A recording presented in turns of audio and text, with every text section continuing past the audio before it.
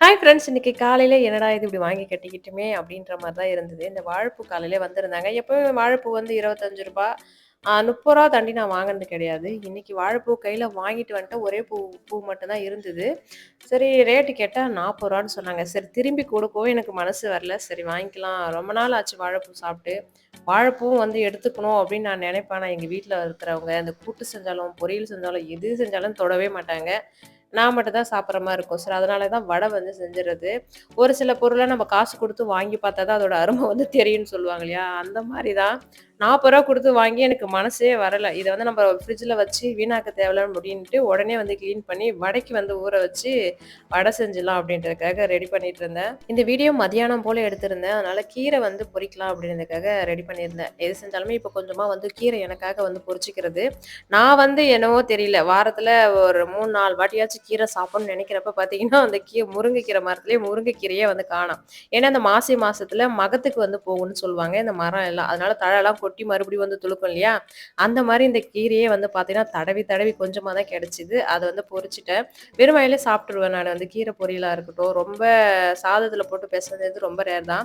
பொரிக்கிறப்பயே பார்த்தீங்கன்னா, கொஞ்சம் கொஞ்சமா வேலை செய்றப்பயே பார்த்தீங்கன்னா, அப்படியே வாயில போட்டுப்பேன். பயிரையும் வந்து ஊற வச்சுட்டு இப்பலாம் வந்து பாத்திரம் கழுவுறது வந்து தேய்ச்சு தேய்ச்சு இந்த ஆதார் கார்டா இருக்கட்டும், இந்த ரேஷன் கடைக்கெல்லாம் போனா, "உனக்கு கைரேகையே வேணலம்மா போம்மா" அப்படின்ட்டு சொல்ருவாங்க போல இருக்கு. அந்த மாரி பாத்திரம் கழுவுற மாரி இருக்கு. அதனால எடுத்துட்டு வந்து கீழ உட்காந்து கழுவலான்னு சொல்லிட்டு வெளியில தான் வந்து கழுவியிருந்தேன்.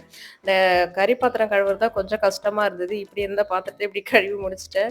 பாத்திரத்தலாம் கழுவி காய வச்சுட்டு, பசங்க ஸ்கூல் விட்டு வர்றதுக்குள்ள வாழைப்பூ வடையுமே வந்து ரெடி பண்ணலான்னு ரெடி பண்ணியிருந்தேன். ஒரு சிலர் வந்து வாழைப்பூவ வந்து வேக வச்சு போடாதீங்க அப்படின்னு சொல்லுவீங்க. ஆனா வந்து எனக்கு என்னவோ தெரியல. பசங்க வந்து வேக வச்சு போட்டா தான் சாப்பிடுறாங்க. வேக வைக்காம போட்டா யாரும் சாப்பிட மாட்றாங்க. செஞ்சாலும் வேஸ்ட்டா தானே போகும். இருந்தாலும் கசப்பு தான் ஒரு டைம் சாப்பிடுறதுக்கு அவ்ளோ கஷ்டப்படுறாங்க. என்ன பண்றது? அதுக்கப்புறம் ஒரு சைடு வந்து வடை வெந்துகிட்டே இருக்கு.